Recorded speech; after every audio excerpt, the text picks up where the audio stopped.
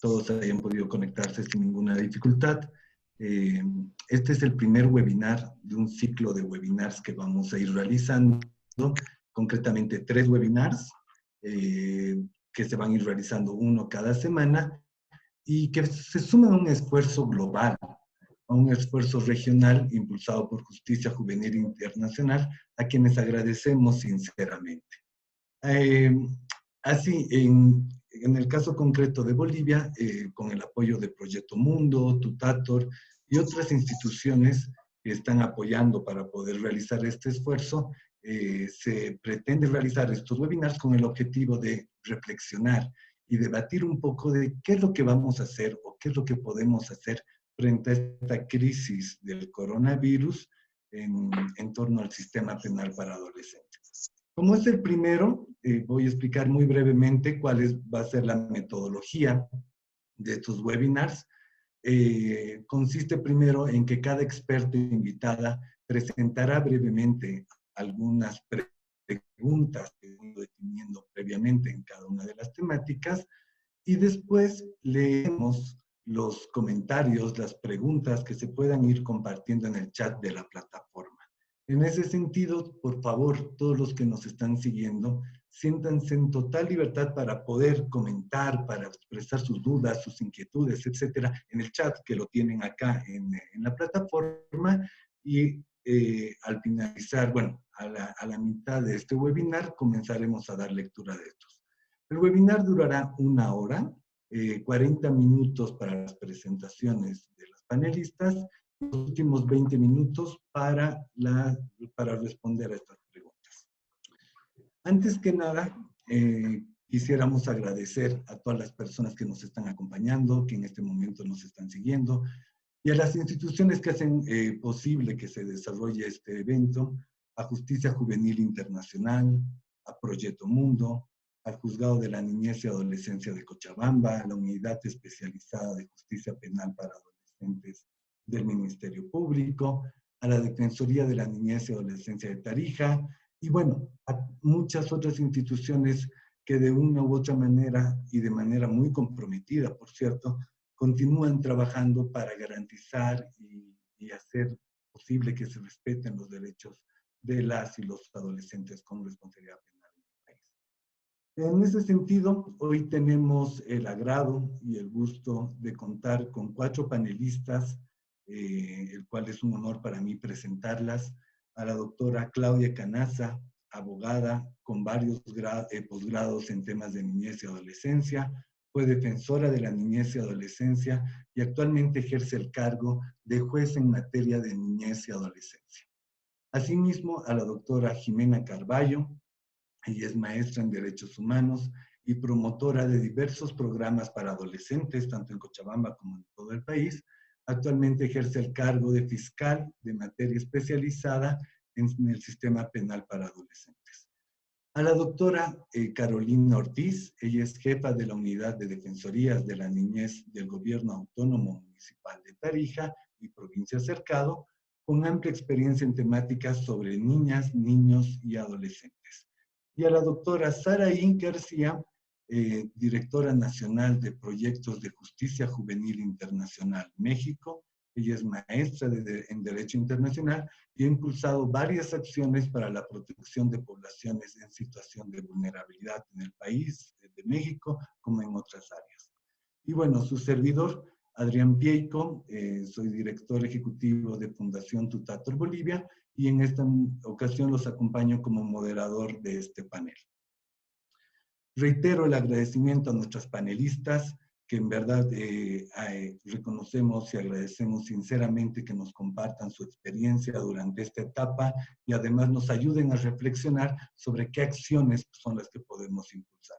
Sin mayor preámbulo, damos inicio a este webinar que titula ¿Cómo garantizar el acceso a la justicia en esta etapa de coronavirus? Sabemos de que uno de los retos principales en el cual nos estamos enfrentando justamente ahora es esto, cómo garantizamos el acceso a la justicia. Y esto implica varias cosas, entre ellas que se continúen o se respeten los plazos previstos para tramitación o procesamiento de los casos, que se respeten las garantías procesales que están dentro del sistema penal para adolescentes, entre ellas que participe la familia, el adolescente, o que esté presente ciertamente su defensor o defensora. Y bueno, tal vez una de las más urgentes en este contexto, que se pueda evaluar cómo se pueden aplicar o cambiar medidas que, enmarcadas en el principio del interés superior del niño, no impliquen un mayor riesgo al tenerlos en encierro. En ese sentido, es interés de Tutator y de todas las instituciones que en este momento nos acompañan poder impulsar el diálogo en este marco, y hago la primera pregunta para iniciar la ronda de preguntas. Claudia, ¿nos podrías compartir, por favor, qué se está haciendo desde el Juzgado de la Niñez y Adolescencia para garantizar el acceso a la justicia de las y los adolescentes? Bueno, buenas tardes en primera instancia a todos las panelistas también que están presentes, a ustedes, Adrián, por poder propiciar este tipo de encuentro, ¿no? Que es de interés realmente, yo pienso que para todos. Bueno, desde el Tribunal Supremo de Justicia se han ido emitiendo varios instructivos, ¿no? Para que puedan ser atendidos también por los tribunales departamentales. Esto en cuanto a la atención a derechos fundamentales como son la salud, la vida y la libertad de las personas. ¿No? En específico, en primera instancia se sacaron instructivos para poder atender los procesos en los cuales están involucrados personas adultas en el sistema ordinario. Sin embargo, posteriormente, por lo menos a nivel departamental, en Cochabamba, el tribunal ha sacado una circular incluyendo ya, en este caso, a los jueces en materia de niñez y adolescencia, ¿no? Para que los jueces en específico puedan hacer la revisión de dos aspectos básicos. Uno, el tema de las medidas cautelares de detención preventiva, que se puedan hacer la revisión, por cuanto sabemos que de acuerdo a normativa existe un plazo máximo que debería estar un adolescente privado de su libertad si así se hubiese dispuesto como medida cautelar. Y lo otro, la revisión de la ejecución de las medidas socioeducativas. Sabemos también que de acuerdo a nuestra normativa, estas medidas pueden ser susceptibles de modificación en beneficio de los adolescentes, obviamente, ¿no? Y esto principalmente respondiendo a este interés superior que debemos nosotros contemplar y analizar justamente dada esta coyuntura por la cual atravesamos, ¿no? La pandemia del coronavirus.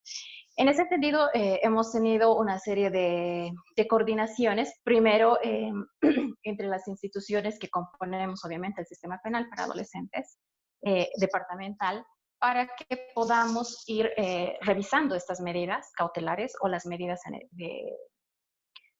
socioeducativas que ya están en ejecución, ¿no?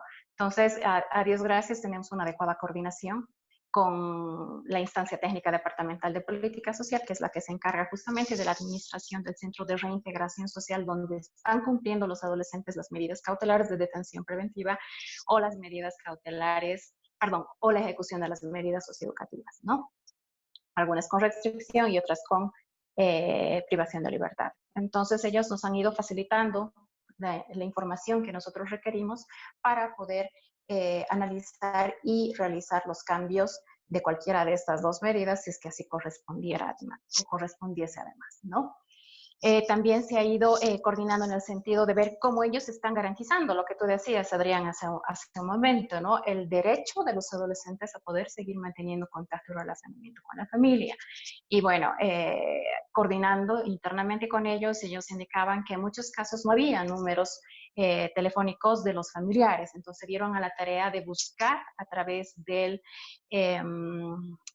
Facebook y ubicar a los familiares y ver la forma de generar ese contacto, ¿no? De los familiares con los adolescentes. Y en los otros casos en los cuales tenían estos datos, entonces han permitido que los adolescentes tengan este relacionamiento con sus familiares a través del WhatsApp, a través de teléfonos celulares, obviamente, o teléfonos fijos. Entonces, estos aspectos se están garantizando totalmente.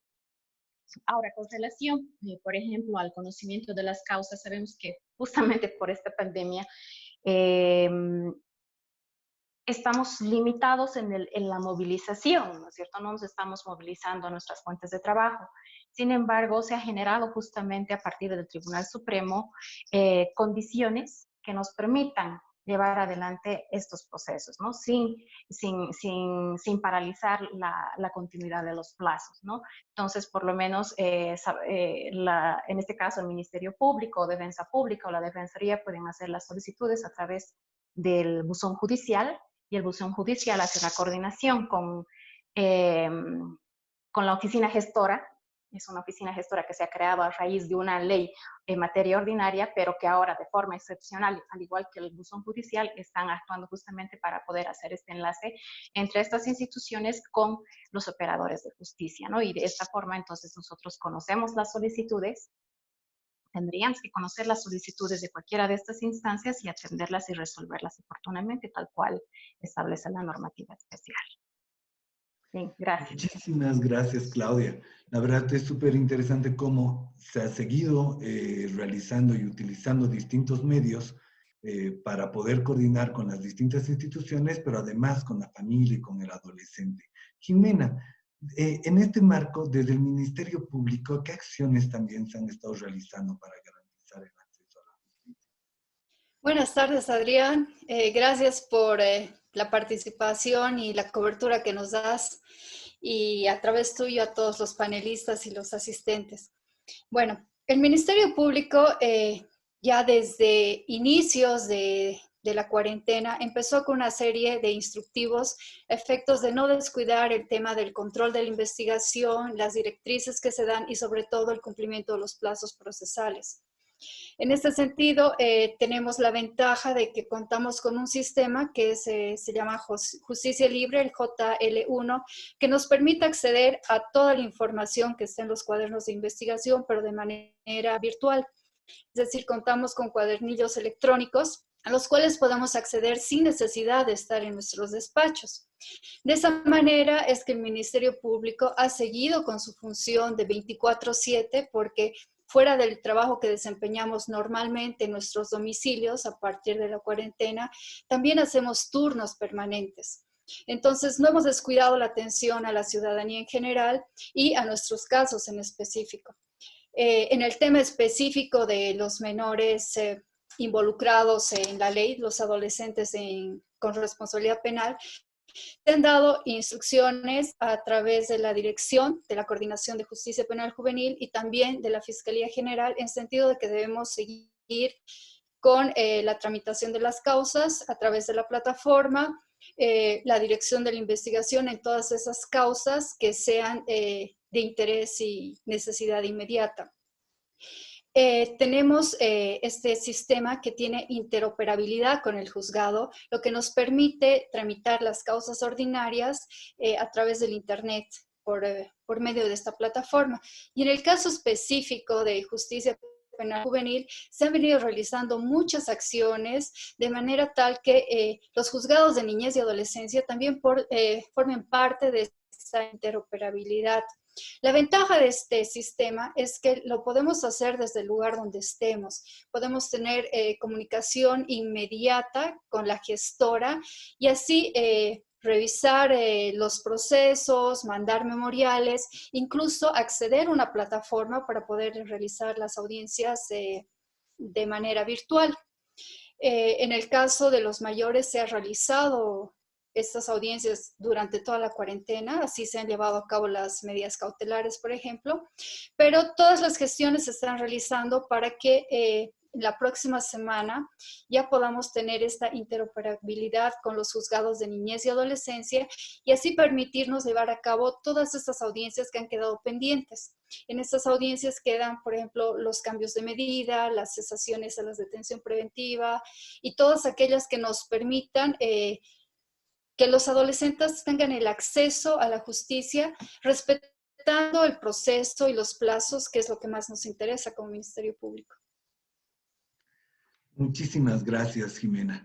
Y ciertamente es algo muy bueno escuchar tanto de Claudia como de Jimena que esta interoperabilidad que en inicio se fue planteando a partir de la 1178 para los procesos para adultos, ahora ya está siendo también implementada en el caso de los adolescentes, tal vez con un impulso procesal mucho más fuerte que tal vez en otro contexto sin coronavirus hubiese demorado más tiempo, pero ahora se lo está haciendo de manera más rápida. Entonces creo que son buenas noticias.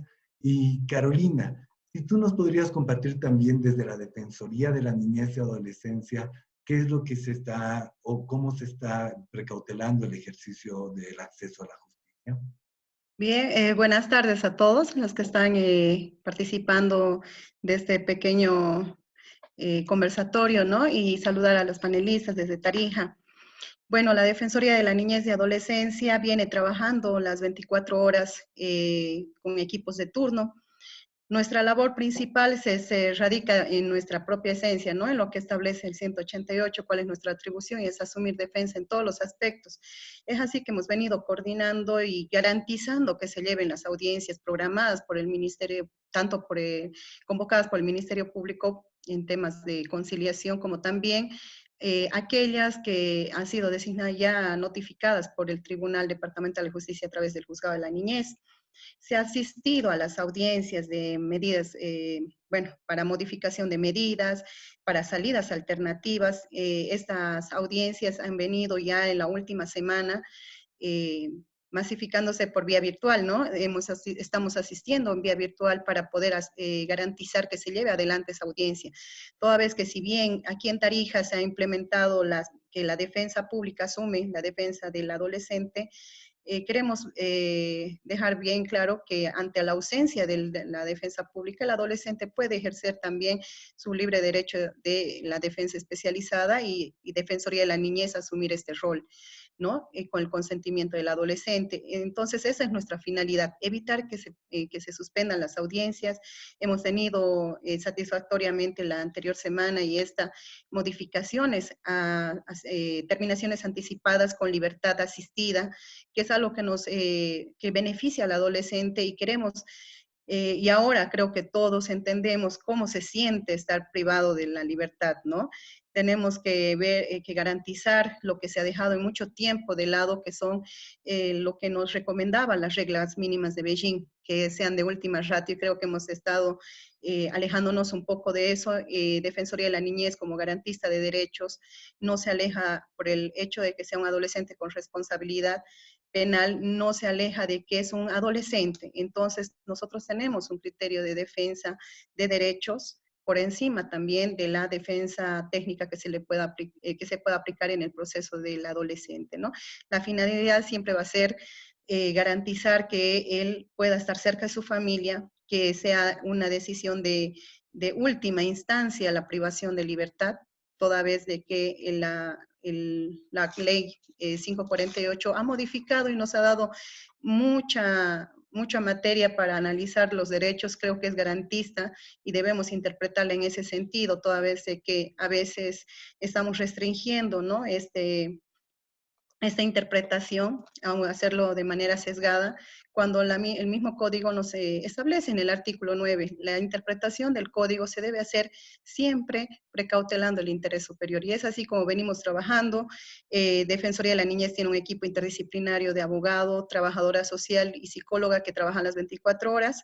Coordinamos bastante bien con el Ministerio Público como también con la policía para poder acudir en el momento que un adolescente es detenido en flagrancia, para poder garantizar, ubicar a su familia, realizar esos informes psicosociales de manera inmediata que requiere el Ministerio Público, porque también para nosotros es muy importante de que se valore cuál es el riesgo que existe también en la familia, como también el riesgo y el perjuicio que puede causar una privación de libertad. Muchísimas gracias, Carolina. Y bueno, sacas a la luz un elemento clave, ¿no? Que es esta consideración de las medidas privativas de libertad como medidas de última ratio, que ya en un contexto normal tienen que irse considerando de esa forma, pero en un contexto como en el cual nos encontramos actualmente, adquieren una relevancia mayor. En este escenario, Saraí, ¿cuál es tu análisis frente al contexto regional o mexicano sobre los retos que se tienen para garantizar el acceso a la justicia en este escenario de coronavirus? Claro que sí, muchas gracias Adrián y muchas gracias a las organizaciones que nos acompañan y su disposición para colaborar todos juntos y propiciar este espacio. Me voy a permitir hablar un poco acerca de cómo se está garantizando el acceso a la justicia para adolescentes en México. Yo creo que aquí tenemos que empezar a hablar del tiempo de respuesta por parte de los sistemas y también de las acciones. Si bien hemos identificado acciones que yo consideraría como de acuerdo a los principios del sistema, también tenemos que ver el tiempo en que esas acciones se han tomado. Como organización emitimos una serie de recomendaciones el 19 de marzo, el cual tengo entendido que la gran mayoría de los estados recibieron a través de autoridades federales. Y en ella muy claramente se especificaron recomendaciones para el sistema judicial y para los centros de internamiento.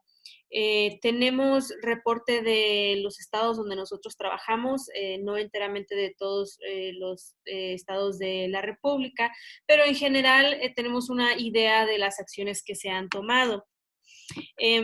A tiempo o a destiempo, bueno, en un inicio, a partir del 20 de marzo, sí hubo algunas entidades cuyos tribunales pues cesaron todo tipo de audiencias, al menos por la primera semana en lo que se concretaban ciertos acuerdos. Vimos una tendencia en algunos de los estados que aún comenzando lo que llevamos aquí la cuarentena o el distanciamiento social ya oficial, sí sostuvieron audiencias, algunos presencialmente bajo guardia, otros ya electrónicamente, de asuntos de naturaleza urgentes, como los menciona el Código Penal. Por ahí también encontramos algunas dificultades en los estados precisamente para poder tener estas audiencias de manera electrónica. Son modos y vías que están contemplados en más de, tanto en la Ley Nacional de Adolescentes como en el Código Penal, y fue una sorpresa para mí encontrar algunas entidades que prontamente no pudieron activar estas audiencias. Yo puedo decir que ahorita en su mayoría ya lo han podido hacer, y en estas primeras audiencias sí sé que hubo una tendencia a limitar a lo que es la revisión de medidas cautelares privativas de la libertad, y en algunos estados también la revisión de sanciones prontas a cumplirse de adolescentes que estaban privados de su libertad, o el cambio de sanciones privativas de libertad a lo que es la libertad asistida. Los retos que yo veo en poder propiciar, al menos por parte de el sistema judicial, es una de las recomendaciones claras que hemos hecho, no nada más en México, pero también regionalmente, es el no estar imponiendo internamiento preventivo en estos momentos. En México, la excepcionalidad del internamiento se materializa en lo que llamamos la evaluación de riesgos procesales.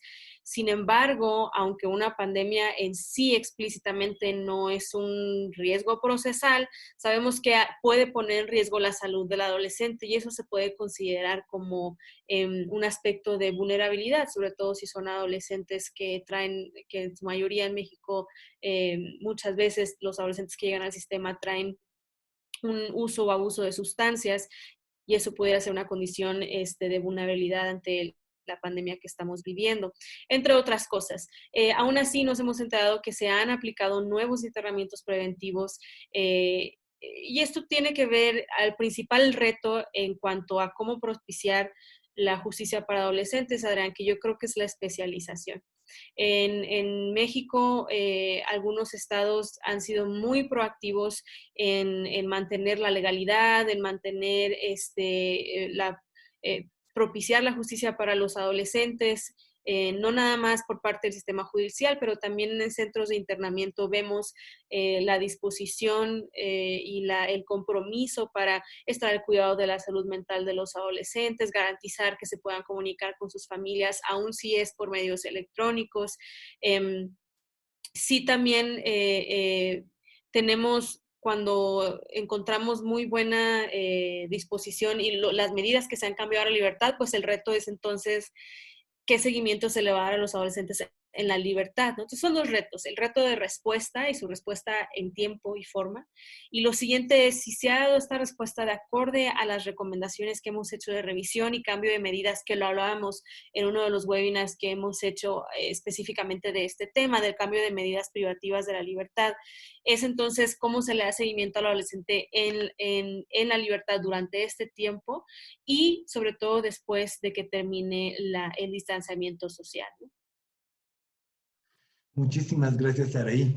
Y en verdad es motivante escuchar cómo nos encontramos en contextos bastante similares, ¿no? En contextos en los que se está viendo de que existe una proactividad por los distintos actores del órgano de justicia para justamente garantizar en la medida de lo posible el respeto a este acceso a la justicia, pero que igual se presentan algunos retos, algunos elementos que tenemos que seguir avanzando, sobre todo para ver desde este carácter integral, de ver al adolescente no solo como un actor que ha cometido un delito, sino como un adolescente que tiene todo un carácter integral y que debe ser abordado desde las distintas facetas.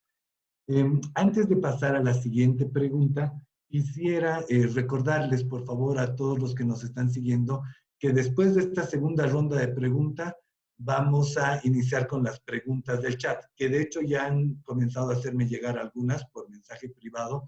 Una de ellas justamente es a lo que hace mención en este momento Saraí, sobre ¿y qué se hace cuando se cambia de medida para hacer el seguimiento de una medida en libertad? Entonces la voy a dejar esta guardada. De todas formas, por favor, siéntanse, por favor, con total libertad para hacer las preguntas, las inquietudes, comentarios que nos permitan para que después las panelistas nos puedan también compartir sobre eso. Con esto que comentaba Saraí, creo que nos da muy buen pie para iniciar a nuestra segunda pregunta, que es, y entonces, frente a estas acciones que vemos que están siendo positivas, que existe la intención y el interés político desde estas instituciones para poder garantizar el derecho, ¿qué retos son los que se van identificando? ¿Qué es lo que tenemos que seguir adelante? Claudia, si nos podrías compartir desde el juzgado de la niñez y adolescencia, ¿cuáles crees que son los retos para realmente continuar con este proceso? Bien, considero que uno de los principales retos es justamente garantizar la interoperatividad a la cual hacía referencia hace rato Jimena, ¿no? Que es la fiscal especialista en el departamento de Cochabamba. Es necesario que estemos conectados, interrelacionados, de tal forma que las solicitudes que lleguen y las respuestas que también podamos dar desde el órgano judicial, entonces, prontas y oportunas, ¿no? Entonces, el trabajo que se está llevando adelante de momento ha sido a través de este tipo de coordinación. Estamos implementando lo que son el buzón judicial y las oficinas gestoras, y también lo que indicaba el llevar adelante cuando sea necesario una audiencia virtual, ¿no? Para ello también hemos recibido, a Dios gracias, el apoyo del soporte técnico de la Escuela de Jueces, que ellos manejan una plataforma que permite justamente, ¿no? Que se puedan generar salas virtuales a través de las cuales podamos llevar adelante las audiencias. Sin embargo, es también importante, y creo que también es un reto, que todos los que estamos encargados de la administración de justicia entonces, tengamos conocimiento del uso y manejo de estas herramientas, ¿no? que nos van a permitir, por supuesto, llevar adelante los procesos, responder oportunamente a las solicitudes y, por lo tanto, hacer los trámites dentro de los plazos previstos por ley. Pienso que otro reto, y sí coincido en este aspecto con Saraí, es ¿qué hacemos? ¿Cómo vamos a viabilizar el seguimiento, el seguir trabajando en la ejecución del plan individual de la medida socioeducativa cuando la vayamos a modificar? O cuando modifiquemos una medida cautelar, porque no nos olvidemos que inclusive desde la aplicación de las medidas cautelares ya tanto el centro de orientación como el centro de reintegración social ya tienen que empezar a trabajar con el adolescente, ¿no es cierto? Entonces, ¿cómo hacemos? Yo creo que ese va a ser un gran desafío y el otro día conversábamos justamente con Jimena respecto a cómo también podemos garantizar que en este tiempo se apliquen los mecanismos de justicia restaurativa también, ¿no? Entonces, ¿cómo hacemos en esos casos? Hay mucha gente que probablemente ha tenido que emigrar, se ha ido porque no era de acá, de repente su familia está en otro departamento y probablemente ya no tengamos contacto con ellos, ¿no? Entonces habrá que ver cómo hacemos para responder a este tipo de situaciones que por supuesto se nos van a presentar en algunos casos. Y bueno, ¿no? Yo pienso que también está ahí el tema de la especialidad, ¿no? Yo creo que todos los operadores de justicia en el tema de adolescentes dentro de un sistema penal tenemos que estar preparados para afrontar este tipo de situaciones por las cuales estamos atravesando. Tenemos que tener el compromiso, la disposición y el conocimiento para realmente aplicar las normas, no solamente la normativa internacional tenemos nacional, ¿no? Sino la normativa internacional, para que realmente podamos responder de forma oportuna y efectiva a los derechos de estos adolescentes que están dentro del sistema penal. No nos olvidemos que por el hecho de que estén dentro de un sistema penal, no dejan de ser sujetos de protección, ¿no es cierto? Entonces también tenemos que estar conscientes como operadores de justicia que en caso de que no observemos estos aspectos, también somos pasibles a responsabilidad, ¿no? Entonces pienso que también parte es un reto por esa parte de que nosotros asumamos esta conciencia y empecemos pues a trabajar como corresponde se debe trabajar. Gracias. Claudia, muchísimas gracias. Y es importante lo que saca a la luz de esta importancia de que todo funcione como un sistema, ¿no? Si bien se están poniendo los esfuerzos desde el juzgado, desde el Ministerio Público, desde la Defensoría, para poder continuar con la parte procesal de la Administración de Justicia, es uno de los retos es de que también todo esto se vaya articulando con la ejecución propiamente dicha, ya sea de las medidas en entorno abierto, ya sea durante la aplicación de un mecanismo de justicia restaurativa y demás. Y aprovecho el anuncio y la oportunidad para justamente comentar que sobre eso vamos a estar hablando en el siguiente webinar, el siguiente jueves, que va a ser en la tarde, donde vamos a compartir sobre cómo se está, qué estrategias se están impulsando desde los centros, desde las instancias técnicas departamentales de política social, para que justamente todo se vaya articulando en términos de sistema y podamos dar una respuesta conjunta, integral, etc. En esta misma línea, Jimena, ¿cuáles son los retos que se identifican desde el Ministerio Público? Gracias, Adrián. Bueno, como te había manifestado anteriormente, con la implementación de la Ley 1173, el Ministerio Público ha venido desarrollando por más de un año esta plataforma que se denomina JL1. En esta plataforma se tienen, por ejemplo, a la fecha registrados 1.800.000 casos y 24 millones de actuaciones procesales. Estas actuaciones, a través de la interoperabilidad, nos van a permitir hacerlas no solo con el juzgado, sino también con otras reparticiones, la FELCC, las defensorías, la instancia técnica, y nos van a ayudar mucho en este tema de la cuarentena, que lamentablemente no va a terminar el tema cuando termine la cuarentena, ¿no? Debemos prepararnos, yo creo que por un tiempo que fácilmente se puede extender hasta fin de año, y utilizar todas las herramientas a nuestro alcance para garantizar el acceso a la justicia de estas personas en situación de vulnerabilidad, que son precisamente los adolescentes, no solo por la edad, sino por la condición en la que muchos están ahora, por el tema de la privación de libertad o por el tema socioeconómico, que son los establecidos en las reglas de Brasilia, ¿no? Que debemos tomar en cuenta en cuanto al acceso a la justicia de personas en situación de vulnerabilidad. Entonces, uno de los retos para el Ministerio Público es lograr la interoperabilidad con todos los operadores. Actualmente, este sistema, por ejemplo, nos permite tener acceso a información contenida en el CEGIP, que para nosotros es muy importante el tema de lograr la identificación plena de los adolescentes, acceder a sus datos personales, porque muchos de ellos muchas veces no cuentan con esa documentación a la mano. Entonces, a través del sistema nosotros podemos acceder a esas distintas instituciones públicas del Estado.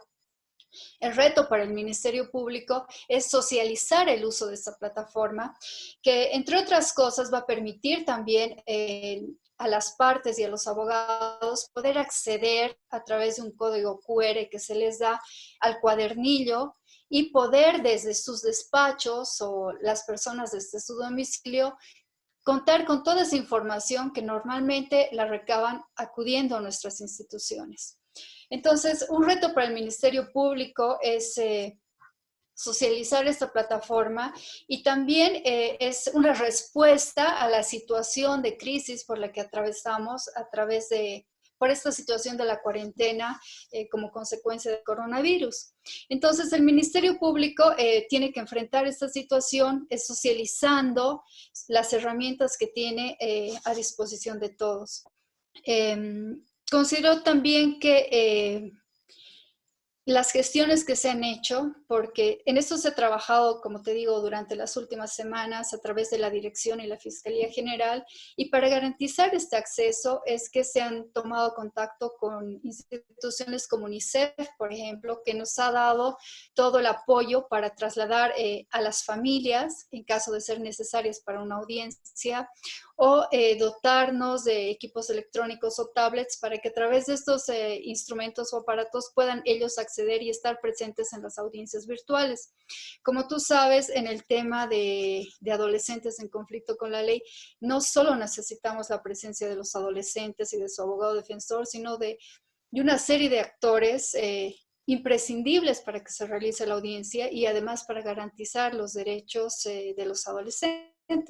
Y es en este sentido que este sistema y la provisión de aparatos electrónicos que nos permitan tener presentes en las audiencias virtuales a las familias, a los representantes de la Defensoría de la Niñez y Adolescencia, a la instancia técnica, nos va a ayudar mucho en dotar estas herramientas que nos permitan superar los obstáculos y barreras que actualmente tienen los adolescentes en conflicto con la ley.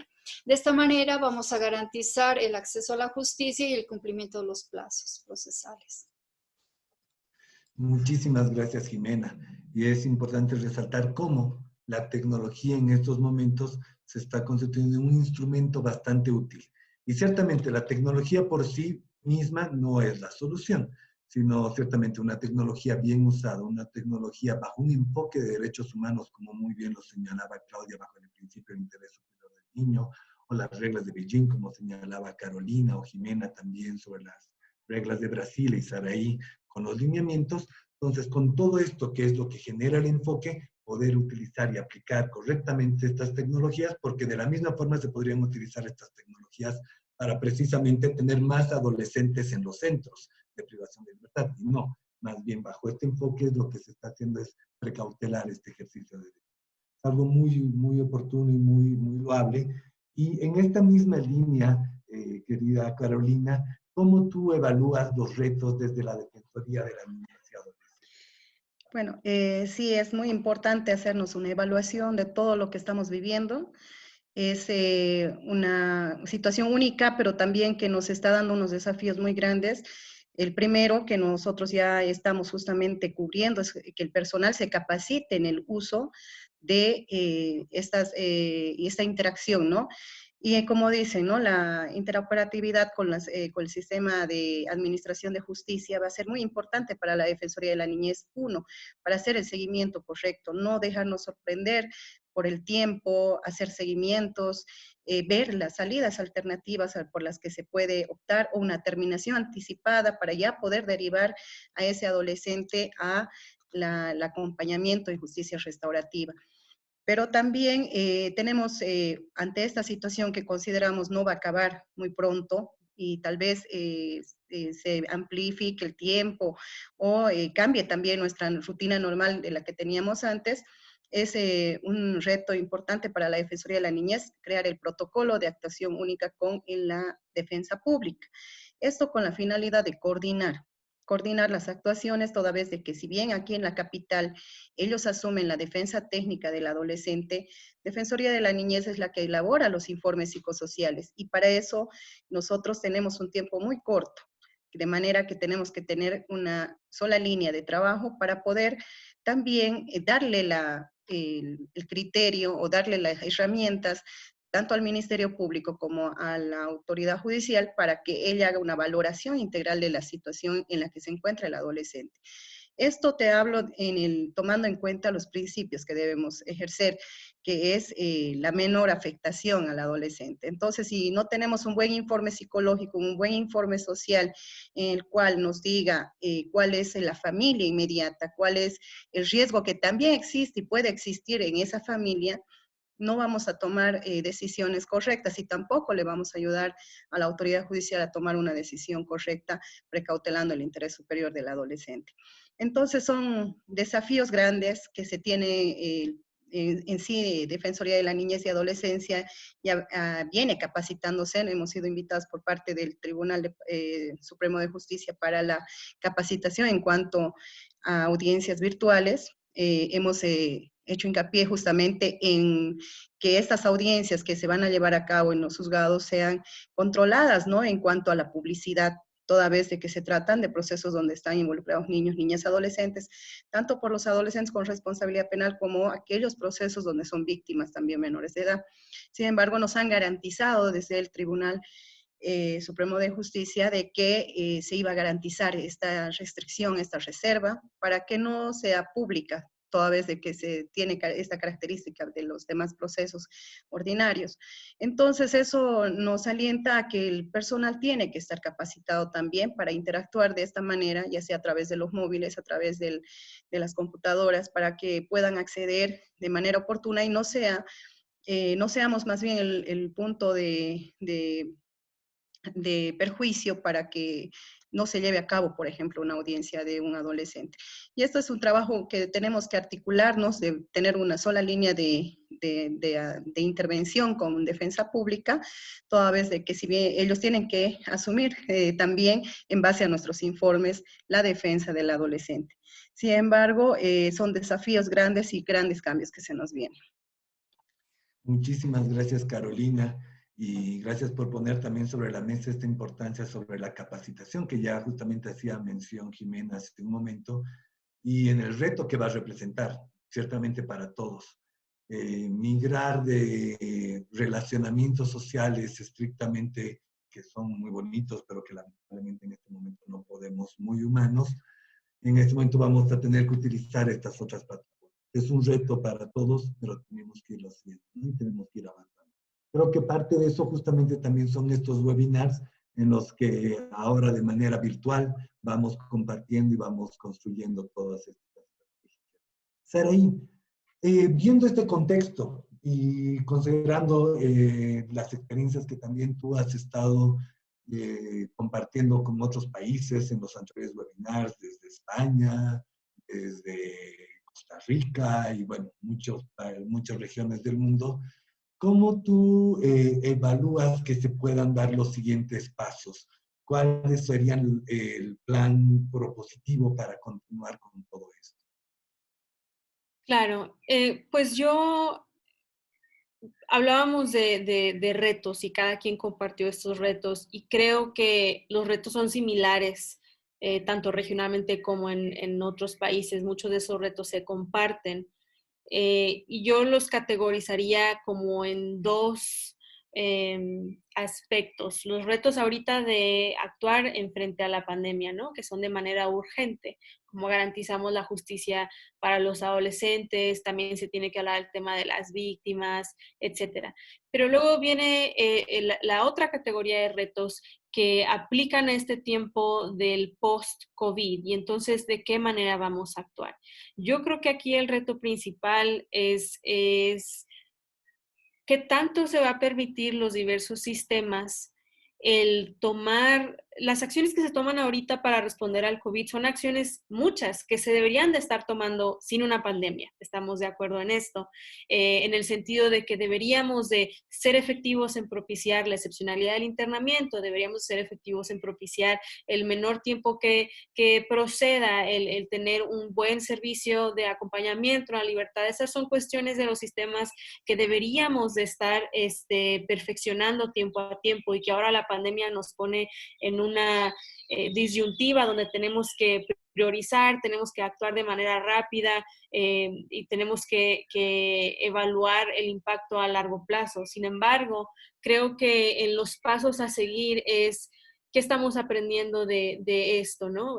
Por ejemplo, estamos aprendiendo que a lo mejor necesitamos mejorar la infraestructura de algunos centros, a lo mejor necesitamos especializar más a los operadores del sistema, a lo mejor se necesita, y yo siento que esto lo generalizo porque es una necesidad en todas partes, que es seguir invirtiendo en la comunidad para que existan servicios, para que la supervisión y el acompañamiento en la libertad puedan ser efectivos y eficientes, y apostarle a una reinserción verdadera. Yo creo que ahorita en la inmediatez es, por ahí leyendo los comentarios, que aún y cuando oficialmente se levante la restricción del acercamiento social, pues sí, lo más sabio no es inmediatamente quizá movilizar a los adolescentes, a lo mejor quizás sea un proceso lento, lo cual no me opongo a eso, creo que es algo sabio.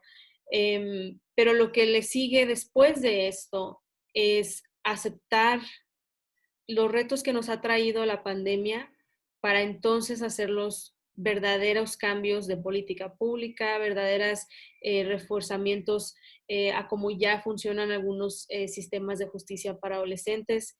Y eso yo creo que es algo que nos está haciendo, espero que no perdamos la oportunidad de lo que nos está enseñando esta crisis. Muchísimas gracias, Araí. Creo que es muy importante lo que planteas en términos de que, si bien ante esta crisis hemos tenido que ir respondiendo con inmediatez, es decir, con acciones bastante rápidas, no tenemos que dejar de largo esta mirada integral y en términos de política pública, ¿no? O sea, cómo vamos a ir estableciendo todo esto a largo, mediano y largo plazo. De verdad, muchísimas gracias por sus intervenciones a las 4 panelistas. Creo que han sido muy, muy ricas para poder dimensionar cuál es el escenario y, sobre todo, ver de que se están haciendo acciones muy positivas, de que se está avanzando para poder garantizar este derecho al acceso a la justicia. Tenemos muchas preguntas. La verdad, también agradezco a todos los que nos están siguiendo. Tenemos muchas más de las que lamentablemente vamos a poder responder en este espacio. Sin embargo, vamos a intentar ir priorizando algunas de estas preguntas que creo engloban varias o que van relacionándose. 2 comentarios muy breves sobre estas preguntas. Una sobre si va a estar el video disponible. Sí, concluyendo esto, se está grabando y después va a ser posteado por Justicia Juvenil Internacional en YouTube. Y asimismo también sobre que sería bueno invitar a los centros. Efectivamente, el siguiente jueves, repito, vamos a tener el otro webinar y vamos a invitar a representantes de los centros de reintegración y orientación para que nos compartan. Bueno, he ido escogiendo algunas de las preguntas. Les propongo a las panelistas de que lanzo la pregunta y en este momento quien quiera responderla, tal vez me levanta la mano, y si es más de una persona que quiera responderla, no hay ningún problema, pueden responderla a todas las personas que quieran. Voy a hacer unas 3 a 4 preguntas, dependiendo de cuánto tiempo nos alcance el webinar. Voy a arrancar con esta pregunta, que ha sido por orden de llegada que esta la considero porque es una de las primeras. Entonces, ¿cómo asegurar en el contexto de emergencia sanitaria la realización de informes biopsicosociales, ya sea dentro de los centros o por el equipo interdisciplinario del juzgado que debe realizar al adolescente?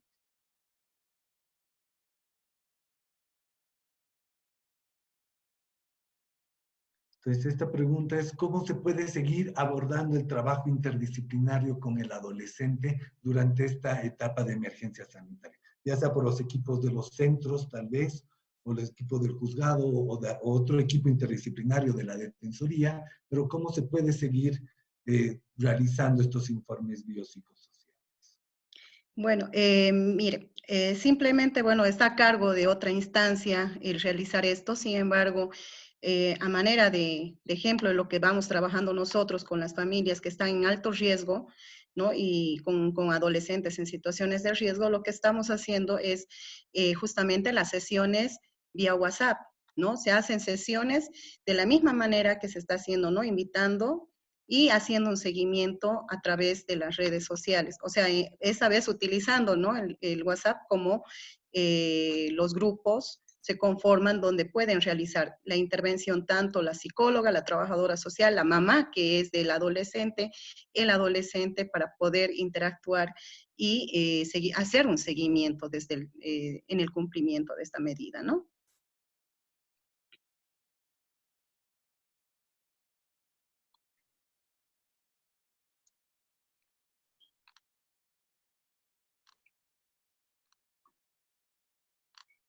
Sí, bueno, a mí me gustaría contribuir que,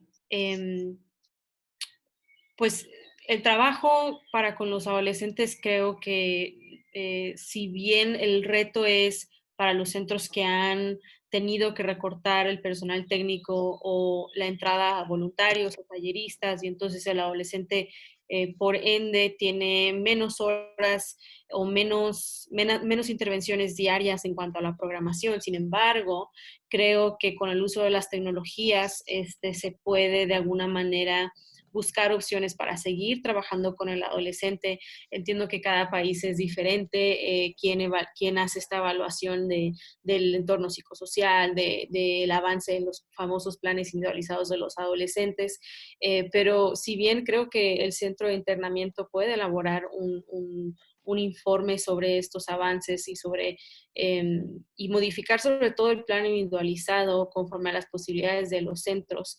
Aquí lo que hemos hecho en México, por ejemplo, es que estamos apoyando algunos centros a través de talleres vía Zoom, por ejemplo, ¿no? Para que los adolescentes, pues donde sabemos que hay centros que ya a lo mejor no entran los voluntarios o hay personal técnico, sabemos que algunos centros están operando a su mínima capacidad de personal y es totalmente entendible, pero hay formas de seguir trabajando con el adolescente y evaluar estos informes y quizás socializarlos de manera electrónica con la autoridad competente. Muchísimas gracias, Saraí. Pues creo que es muy importante y otra vez, ¿no? Si desde el ámbito de la administración de la justicia se están recurriendo a los medios tecnológicos para poder garantizar el funcionamiento, necesariamente desde el ámbito también interdisciplinario tendremos que acudir a estos medios tecnológicos como nos lo compartían, desde técnicas como la del Facebook para poder identificar los números, informes sociales, información sobre la familia, etcétera, hasta herramientas como el WhatsApp y otras. Entonces creo que es la creatividad, como se decía en algunos otros espacios, es clave en estos momentos. No es fácil, pero no es imposible.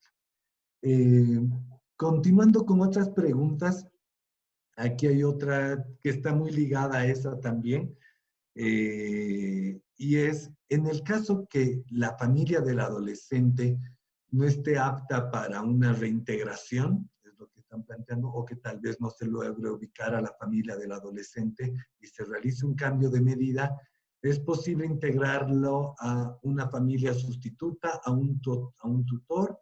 ¿En qué condiciones se podría realizar eso?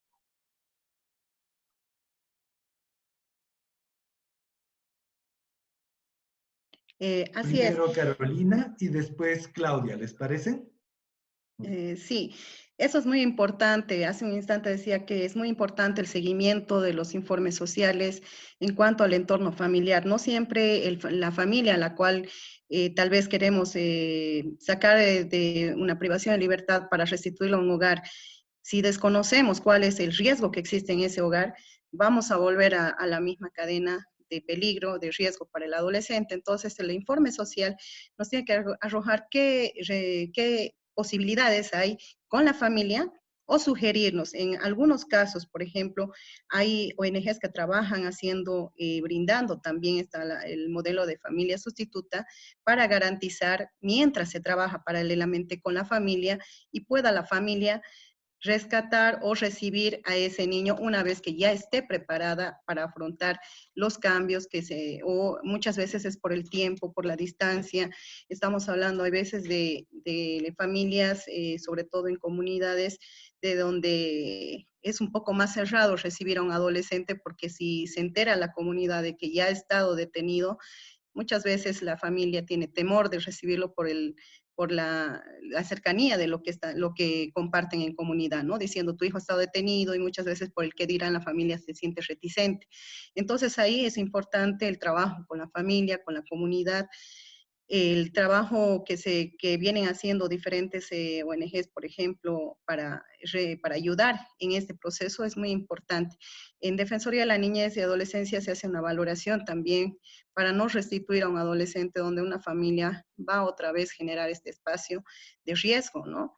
Entonces, cuando ya no, y se agotan cualquier instancia, cualquier medio de restitución a un niño, entonces ya acudimos de manera provisional hasta trabajar con la familia, entra en un acogimiento circunstancial para poder buscar familia, porque muchas veces tenemos adolescentes en los que el papá y mamá no quieren recibirle, pero por ejemplo el tío no se ha enterado de nada de lo que le ha ocurrido, y hay tíos, tías, abuelos que quieren hacerse cargo del adolescente, y es más, acompañarle en todas las medidas que ellos les han impuesto. Entonces, es muy delicado y muy importante brindar estos elementos del análisis social y familiar de su entorno del adolescente a la juez antes de que tome una determinación. Creo que esto tiene que coincidir con el trabajo también que hace el equipo interdisciplinario del juzgado. Muchísimas gracias, Carolina. Claudia. Sí, por favor. Bueno, complementando lo que indicaba Carolina, la observación general número 24 de 2019, que ha sustituido la observación general número 10 del 2007, habla de un término, para mí un término muy novedoso, que es del cuidador apropiado, ¿no? Que justamente va en consonancia con lo que indicaba Carolina, de que no únicamente podemos considerar a la familia como un medio para que pueda asumir la reintegración del adolescente, sino también podría ser alguna otra persona, tal vez dentro de lo que es la familia ampliada, o inclusive una persona de la comunidad, de la iglesia, que pueda ser identificado obviamente a través de la investigación que puedan hacer, o del trabajo que pueda ser realizado por parte de los equipos técnicos, en este caso de un centro de reintegración social, ¿no? Porque lo que se buscaría es, en todo caso, modificar la medida socioeducativa en régimen de internamiento, o de repente con restricción, por una que sea mucho más beneficiosa y que permita la libertad del adolescente, ¿no? Entonces, simplemente quería acotar aquello. Gracias. Muchísimas gracias, Claudia. Y muy importante observación sobre esta observación general número 24, que ciertamente presenta una nueva línea y mucho más sólida sobre cómo ir abordando los casos de adolescentes con responsabilidad penal. Ya solo nos queda muy poco tiempo. 2 preguntas rápidas nada más antes de cerrar el webinar, que nos gustaría, y siguen llegando las preguntas. La verdad, muchísimas gracias por su participación. Vamos a estar con más webinars donde se puedan seguir abordando todos estos temas. De momento, a ver, hay 2 o 3, difícil elección. Tal vez esta por el contexto en el cual nos encontramos, y sería interesante ver la mirada desde los especialistas en este tema sobre qué percepción se tiene sobre las aprehensiones de adolescentes realizadas durante la cuarentena en incumplimiento de la misma. Entonces, cuando se priva de libertad a los adolescentes justamente por incumplir esta cuarentena.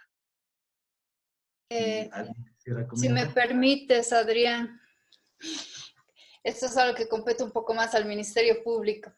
El tema es el siguiente. Hay que diferenciar entre lo que es el incumplimiento al decreto de la cuarentena de lo que es la infracción a la ley, ¿no es cierto? De manera general, en el Ministerio Público tratamos de ver cuál es la situación en la que se ha visto involucrada el adolescente para ver si efectivamente amerita un proceso penal o debe seguir el proceso que establece el decreto en cuanto a su arresto y el cumplimiento del pago de la deuda o de la multa. Sin embargo, esta es una situación muy especial porque no debemos dejar de lado los derechos con relación a ese adolescente y además cuál es la responsabilidad de los padres, de los tutores o de quienes están a cargo de ese adolescente. Este me parece que es un tema muy importante que debemos tomar en cuenta antes de procesar a un adolescente. Personalmente considero que el incumplimiento a la cuarentena no debe ser considerado un hecho penal que amerite un proceso, menos una detención. Debemos tomar en cuenta que ese adolescente está al cuidado de alguien es responsable de él, y pues quien debe asumir la responsabilidad y las consecuencias debe ser la persona encargada. En ese sentido, muchos de mis colegas fiscales comparten esta forma de ver la situación y en cuanto a los adolescentes, no los estamos procesando por el tema del incumplimiento al decreto de cuarentena. Y sí se están llevando a cabo procesos penales, pero contra aquellos que efectivamente hayan incumplido la ley, no una disposición administrativa. Perfecto, y creo que es súper claro la diferenciación entre, bueno, acciones que puedan estar posiblemente tipificadas en el Código Penal, dependiendo cómo se pueda hacer la argumentación, pero que definitivamente, si se puede procurar no ir por la vía penal ante estos hechos, es mucho mejor. La última pregunta, y con esto vamos cerrando, que ya se nos cumplió el tiempo. ¿O querías decir algo más, Saraí, creo?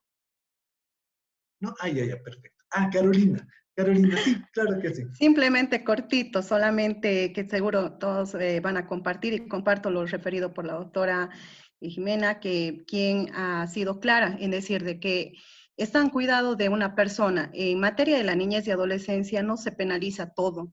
Tenemos otra vía, por la vía civil, que es la infracción por violencia, cuando los padres son los que no están cumpliendo las responsabilidades que deben, que en este caso es el cuidado de los hijos, ¿no? Es precautelar, porque ellos dependen directamente de sus padres. Y dentro de lo que establece el Código Niño, Niña, Adolescente, en cuanto a las obligaciones de los padres en el artículo 41, dice claramente de que ellos deben garantizar la protección y la salud. Entonces, al no hacer esto los padres, es a ellos a quien tenemos que ir por la vía civil, en la vía de la infracción, para sancionar en caso de reincidencia. En Tarija, por ejemplo, en momento que se identifica por parte de la policía o por parte, incluso vecinos nos llaman, ¿no? Para decirnos hay adolescentes que están fuera de casa, nosotros lo que hacemos es restituirlos a su hogar, bajo el compromiso, ¿no? del padre, de la madre. De caso de reincidencia, se van a seguir las acciones una vez que se regularice toda la atención en el Poder Judicial. Muchísimas gracias, Carolina. Pues, bueno, con todos estos argumentos creo que queda bastante claro, y si ya es una línea fuerte en justicia penal para adolescentes ir contra lo estrictamente punitivo, mucho más en esta situación de cuarentena, lo punitivo no es la respuesta. Tenemos una última pregunta, y que es difícil seleccionar cuál de tantas. Hay algunas que están bien enfocadas en el contexto mexicano y que me gustaría también hacértelas, Saraí, pero creo que no nos va a dar el tiempo si entramos a todas. También hay algunas que estaban en el contexto ecuatoriano y que creo que es muy similar también al boliviano. Tenemos preguntas de toda la región latinoamericana. Entonces, me quedo con esta última que creo que puede ser general Y también les invito a nuestros ponentes, a tiempo de agradecerles, a que si quieren también en un minuto dar las últimas palabras para ya irnos despidiendo. Y con eso estaríamos cerrando. Doy esta pregunta, los que quieran abordarla, bienvenido en sus palabras de despedida. Tal vez podríamos comenzar contigo, Saraí, y después vamos con Claudia, Jimena y Carolina. La pregunta es, ¿qué opinión se merece la postura de algunas autoridades y familias que han considerado que es más favorable que a las adolescentes y adolescentes varones se les mantenga en un centro de privación de libertad para evitar exponerlos a un posible contagio si regresan a sus padres? Con esta pregunta ya vamos a... Esa es una muy buena pregunta, Adrián. Yo he encontrado, como organización hemos encontrado que cuando hablamos de adolescentes en conflicto con la ley, la respuesta es la privación de libertad. La respuesta es detención. Y eso es muy lamentable porque no debe de ser así. No debe de ser nuestra primera opción cuando pensamos en cómo se administra justicia y mucho menos cómo brindar protección a los y las adolescentes. En este momento nos encontramos intentando documentar las acciones que se han tomado en Centroamérica y en el Cono Sur. Y sí hemos encontrado respuestas sobre todo preguntando acerca de las recomendaciones que hemos emitido de la revisión de medidas, etcétera, que ya lo comentamos aquí en breve. Hemos recibido algunos comentarios que los adolescentes están más seguros en internamiento.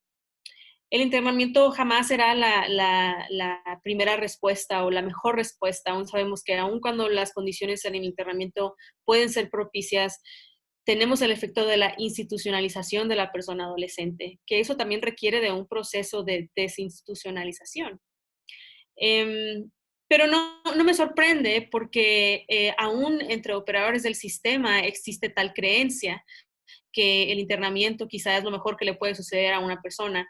Y más a una persona en desarrollo, siento que es parte también de un estigma social y lo único que podemos hacer cada uno desde nuestros puntos de acción es concientizar a la población en general, concientizar a los operadores del sistema, de otros sistemas, de otras áreas dentro del el derecho penal también, que la persona adolescente es una persona en desarrollo. Ahora bien, cuando hablamos de revisar las medidas o cuando hablamos de cambiar las medidas para proveer una libertad, obviamente esto se tuvo que haber hecho en un inicio cuando no fuera un factor de riesgo que una persona pasara del centro a su hogar o su comunidad o a un familiar con quien pudiera continuar una, a lo mejor, medida domiciliaria. Bien, ya estamos en fase 3 en México, otros países siguen en fase 2, otros también están en fase 3. Sin embargo, hay manera de evaluar estas circunstancias, ya que no sabemos cuánto tiempo más esto se va a extender. Eso sigue habiendo una incertidumbre al respecto.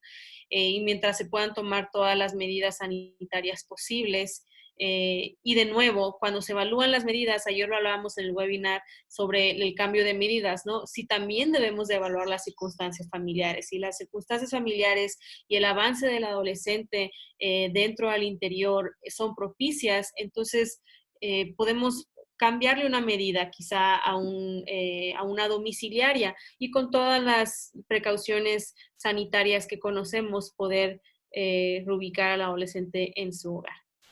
Esa es mi opinión al respecto, Adrián. Muchas gracias, Araí. Las palabras de despedida, Claudia. ¿Quieren dar algunas palabras de despedida para ir cerrando ya? Sí, yo creo que ya para ir cerrando, ¿no? Sin embargo, acotando lo que indica Saraí, completamente de acuerdo con este aspecto, ¿no? De que por más que un centro reúna las mejores condiciones, jamás va a ser igual que nunca va a brindar el soporte que realmente podría brindar la familia para un adolescente, ¿no? Entonces, yo creo que existen los medios como para poder garantizar esa seguridad a la vida, a la salud del adolescente a partir del seguimiento, ya sea por los medios electrónicos que ya los tenemos, entonces, y de otras formas también para que las familias se sientan seguras y, por supuesto, le den la seguridad que precisa al hijo o a la hija adolescente. Bien, nuevamente agradecer por la invitación a este conversatorio virtual que se ha generado y muchas gracias también a la gente que ha hecho posible el que se pueda llevar adelante este conversatorio. Gracias a las panelistas y a la gente que también ha ingresado para poder estar,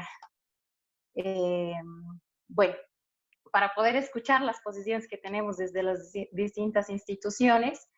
Veía así en el chat que decían acá debería estar el CDGs o que es la instancia técnica, ¿no? Pero como indicaron, entonces van a haber todavía otros espacios en los cuales estas instituciones o esta institución y otras instituciones más involucradas en el tema, bueno, seguramente van a poder participar y podrán también absorber algunas preguntas que se tengan. Muchísimas gracias.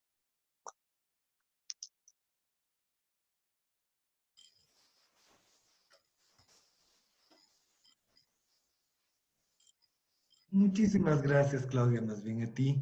Jimena, continuamos contigo. Gracias, Adrián. Bueno, concuerdo con Saraí y con Claudia de que la familia realmente es el único apoyo y el más grande que un adolescente puede tener. Y en estos tiempos tan especiales de confinamiento social debemos tener en cuenta además que el estar internos en un centro no solo les priva de la libertad, sino del contacto con las familias porque no pueden ser visitados, de otro tipo de actividades educativas y sociales porque no se dan las condiciones. Entonces, esta situación los hace aún más vulnerables de lo que ya son.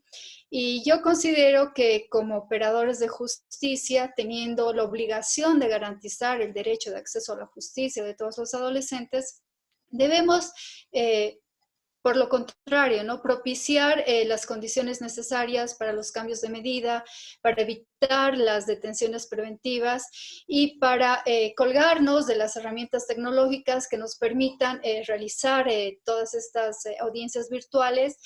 Pero además, en los casos en los que conozcamos, apliquemos los métodos alternativos de solución de conflictos que nos permitan desjudicializar el proceso en el que está inmerso el adolescente y terminar los conflictos de una manera más amigable, alejados de todo lo que es el contexto de lo que es el aparato judicial.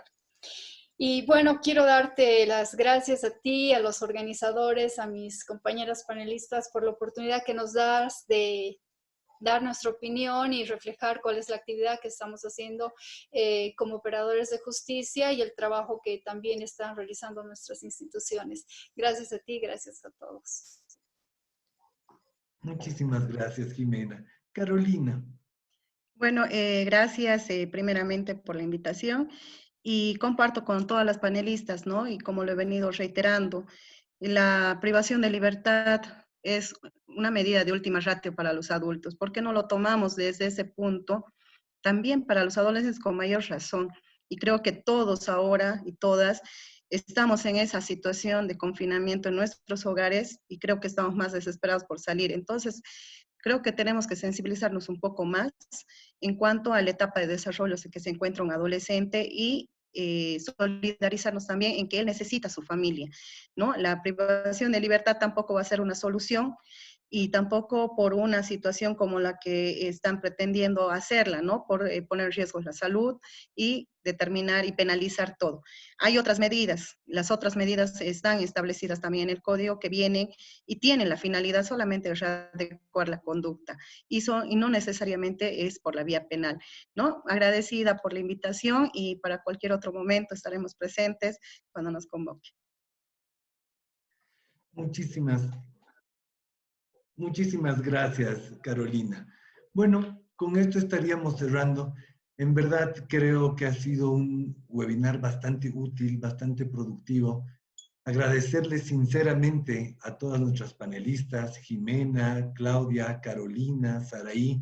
Su participación ha sido magnífica para podernos dar no solamente buenas noticias de que se están tomando tantas acciones, sino sobre todo una línea clara de que se tiene que ir trabajando bajo los principios, bajo los estándares en la justicia penal para adolescentes, pero sobre todo desde nuestras propias realidades. A partir de lo que tenemos, a partir de lo que podemos hacer institucionalmente, ir colocando nuestro ladrillo cada uno e ir construyendo en términos de sistema. Me quedo con otro de los elementos bien fuertes que ha salido, es de esta mirada, de una mirada integral de protección y promoción de estos derechos, que si bien se están dando respuestas inmediatas, no podemos caer en una respuesta inmediatista a largo plazo, sino que a partir de estas respuestas inmediatas, construir planes, programas a larga data que nos permitan enfrentar esta problemática, sabiendo y reconociendo que esto es algo que, con lo cual vamos a tener que vivir tal vez un cierto tiempo. Sin otro más, reiterar el agradecimiento a nuestras panelistas, a todas las personas que nos han acompañado el día de hoy. Hacerles la invitación para el siguiente webinar, será el siguiente jueves a la misma hora, 3 de la tarde hora Bolivia, 2 de la tarde hora México, para que nos acompañen en este objetivo de construir conjuntamente soluciones y alternativas ante esta crisis que nos garanticen un sistema especial y especializado para adolescentes con responsabilidad penal. Sin otro motivo, muchísimas gracias. Será hasta una próxima oportunidad.